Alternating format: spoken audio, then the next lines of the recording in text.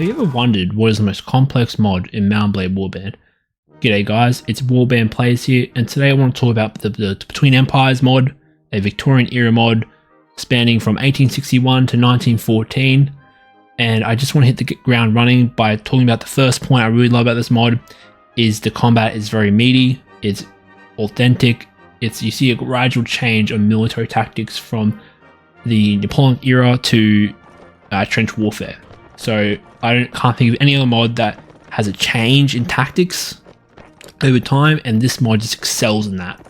Okay, the combat or the overhaul combat works in a company system, like a custom system, which works more like Total War, where you have different values like discipline, morale, and accuracy. All these factors contribute to the effectiveness of your army. It isn't just how big your stats are on your troops, it's a multiple factors. And we'll touch on a second point is the logistics. So if you don't meet your supply versus demand, you're going to have problems, you're going to have debuffs, your army is just going to fall apart, basically. You need to build factories to support those armies, you need to have your economy in the green, basically. And another point is you can play as the nation leader or the commander. This can be a bit of a negative, so this mod is mainly based around playing as the state. So you're not going to be running around as a adventurer like in Warband. You're mostly going to be playing as the king or nation leader. You can play as a commander, but it's not really fun. It's a little bit, a lot of waiting around. I like personally playing as the nation leader and just leading my country to victory and taking over the world as usual. And I want to move on to the technology tree. Another standout feature of this mod is that you get to research different weapons. You go from muskets to rifle muskets to breech loaders to bolt actions, machine guns. It has it all, guys. Between Empires has it all. And we even have internal politics. So think about Victoria 2 combined with Mount and Blade Warband, and then you get this behemoth of a system where you have different social classes, you have different ideologies. They all have their wants and needs, so they want this specific law enacted. And if you don't enact that law they want, then they're going to rise up in rebellion, and then you're going to have problems. And I feel like no mods in Warband ever touch on the internal politics. And I really love what they've done here.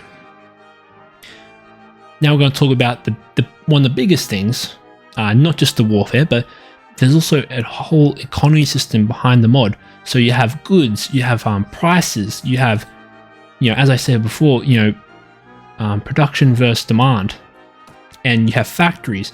You can invest in shares. There's pricing, there's GDP. It's all extensive, and it's all handled behind the scenes. You don't have too much control of it. All the control you have is over factories and budget management.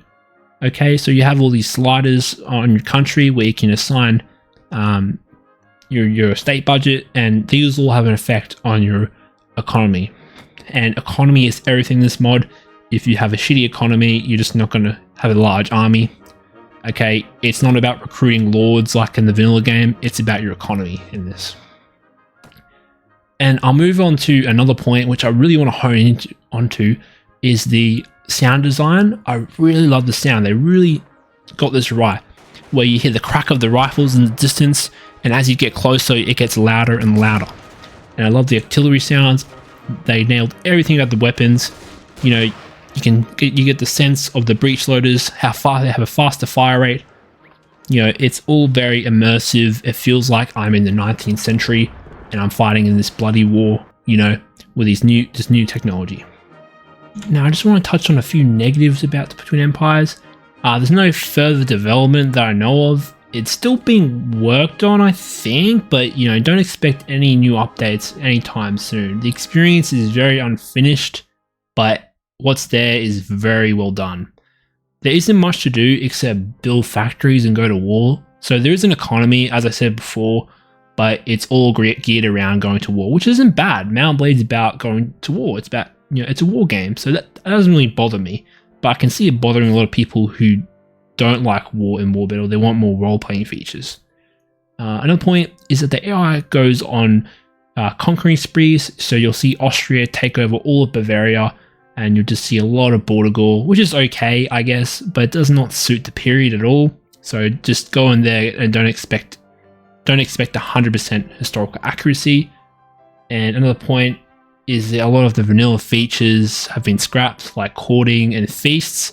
This is a decision by the mods developers to get rid of medieval behaviors, because courting and feast doesn't really fit, I suppose, with the gameplay, and that makes sense. But when they remove those vanilla features, there's a lot of bugs still. So when you do quests for army commanders, you sometimes can't do them because there's bugs in there. And there's one bug where that quest where you have to, I forgot, but that's the point. There's a lot of bugs, so just keep that in mind. And also you need to go in their weird Discord, because they're all fucking weebs, and you need to download the WSE version, which makes it less. It makes it crash less. So yeah, guys, I'll leave that in the description if I can. Trust me, it won't give you a virus.